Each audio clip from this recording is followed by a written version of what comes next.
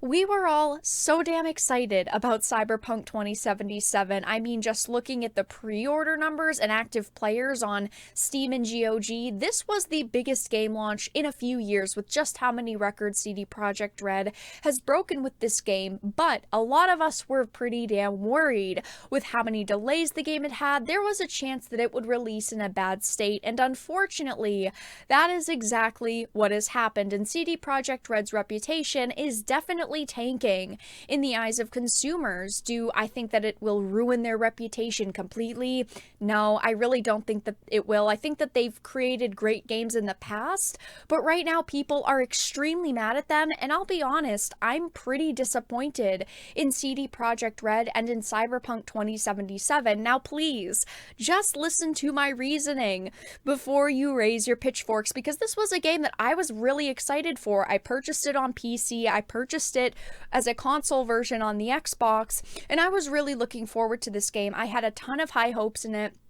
I've created a ton of videos on it, and I live streamed it day one, and I myself have ran into many problems with the game. When combat in a game is glitchy, you lose your saves and have to restart what you're doing, you're rightfully gonna be pissed. Now, I've live streamed the main campaign missions, and I had a stream where the first few hours were me just sitting there trying to get through what I was doing and trying to just get the game to load properly because the game was so borked. And I'll be honest, it was super depressing. You know, I had to go through several save states back, kind of picking through if it was going to work, waiting for them to load, seeing them not work, having to reload, close the game, try to patch it, relaunch it. I mean, it was a damn process, and it was just so laggy and so buggy. Every NPC's face was blurry, and the rubber banding was seriously overwhelming. And I had just hit a point where I, got it to a big combat scene, and it was really unplayable. Now, that hasn't been my whole experience with Cyberpunk 2077, and I want to be honest with you guys. Some of the game, the very beginning of the game, was super flawless. Like, there were a couple of graphical bugs, and are graphical bugs the biggest issue? Nah, not really a big deal, at least to me. And again, I was super excited for this game, purchased multiple copies. I was standing behind CD Projekt Red, and I still stand behind them even with the problems that this game has, but I really wanted to go through the Metacritic scores because currently the game is tanking in scores and stock prices are tanking as well. So we're going to start off with a couple of reviews for Cyberpunk on the PlayStation 4. The user score is a 2.8 with 5,612 ratings.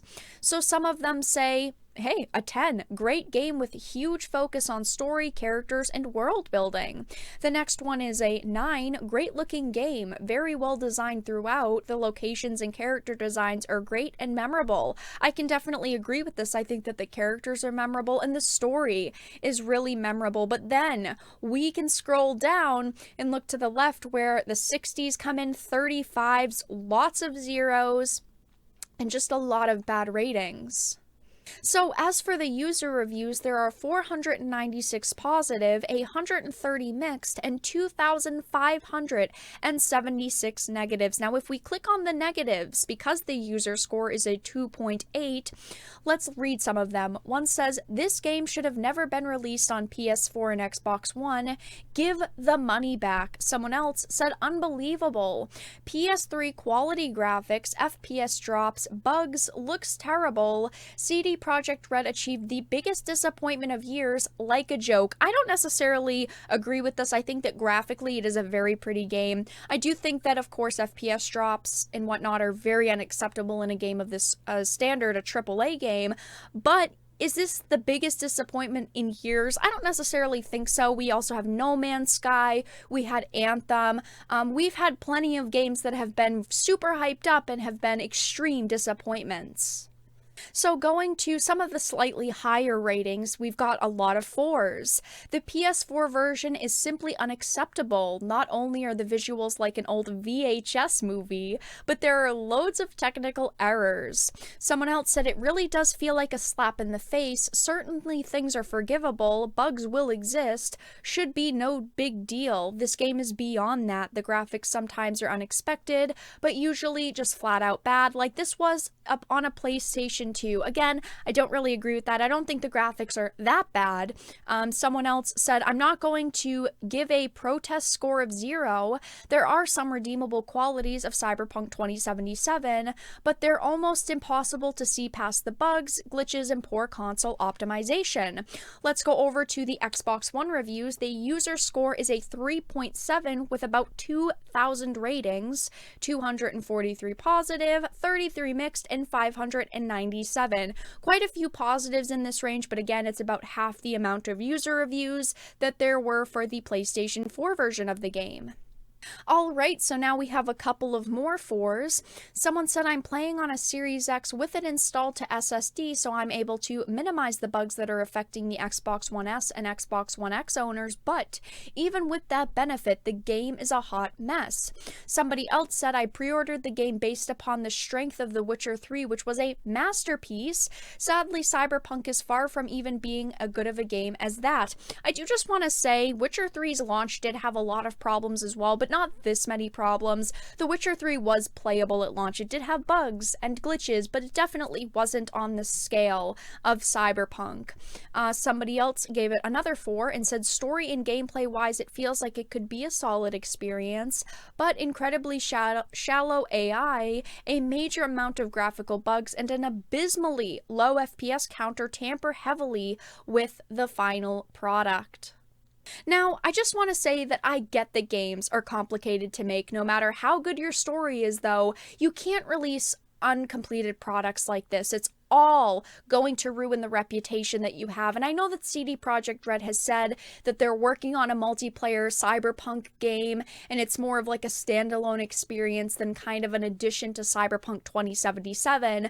But if this game doesn't get fixed, a lot of the people who bought 2077 aren't gonna buy the multiplayer companion game, and that's development power that I do really think should go into fixing this title before they work on a completely different one. So I wanted to head over to CD Projekt Red stocks just for a couple of seconds to show you all the massive dip that they are getting right now. Unfortunately for them, this launch hasn't been as successful as they anticipated. So these stocks go back a month to November 16th. As you can tell, they were pretty even until November 27th, and that's when stocks really started to shoot up. Everyone was really excited for the game. They thought that it was going to do super well. You can tell it got really, really high compared to what it was previously back to, November up until the 27th. And then after launch, they completely started to crash, as you can see. I mean, it went up to 31 USD on December 4th, and now it is down to 22.88 USD. And the average that it was getting back before launch was right around 25, so it's definitely dipped quite a bit, and unfortunately for CD Projekt Red, this isn't what they expected. We don't know when and what hiccups they faced along its 8 years of development. I mean, just look at the Final Fantasy VII remake. It was originally being done by an outside development team, but then they shifted to creating it in-house after just a few years of reported development, and that's not the case with Cyberpunk. It was all done in-house, and I do think we have to point that out, but the similarities could lay in the fact that who knows just how much of the game was being worked on and then redone, and how many times this happened. When a game is in development for so long, things like this are bound to be the case. Entire development visions can change over the span of just a couple of years. The amount of time that they could have been working on the version of the game that we got could have been far less than the actual 8 years of time it's had, and we'll never know because it was developed completely in-house, and as long as a game launches complete, then none of this matters, but Cyberpunk didn't. In the end, again, I want to say that I felt that the storytelling has been exceptional so far in the game, but the execution was very poor, and that's what's driving people to refund the game and give it low scores. But that's all that I really had to discuss in this video. Let everyone know your thoughts in the comment section down below. Did you purchase the game, or did you decide to pass on it? If you enjoyed it though, please make sure to give it a like and share it. And of course, if you didn't, make sure to give it a dislike. I appreciate your support either way, but I will talk to you all again in the next video really soon.